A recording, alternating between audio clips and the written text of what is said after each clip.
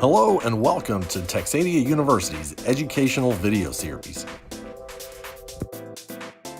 By the end of this video, you should be able to plan a proper layout to mount equipment behind a display, fabricate a hook and loop sling, and properly install equipment inside a back box. Texadia Systems employs two different methods when it comes to installing equipment behind a display, either by installing a back box or by attaching the equipment directly to the wall.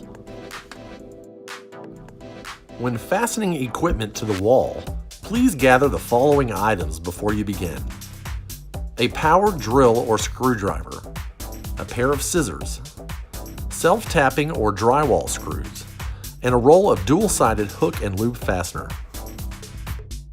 Prior to physical installation, it is a good idea to plan out the exact points on the wall where the devices will be placed. You can begin by taping off an area with painter's tape to mark the dimensions of the display on the wall.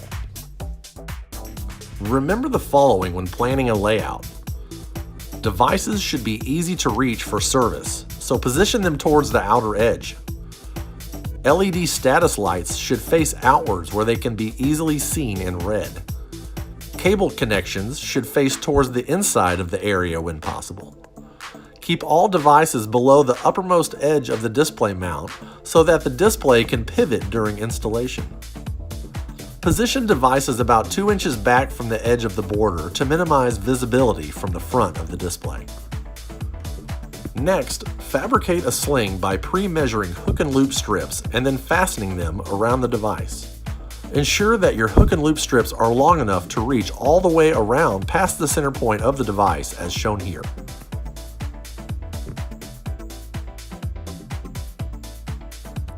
Crease the strip at the top and bottom of the device to mark the dimensions of the device. This will prove useful later when attaching to the wall. Remove the strips from the front of the device while maintaining the shape and attach it to the wall using a screw at the very center intersection of the hook and loop strip.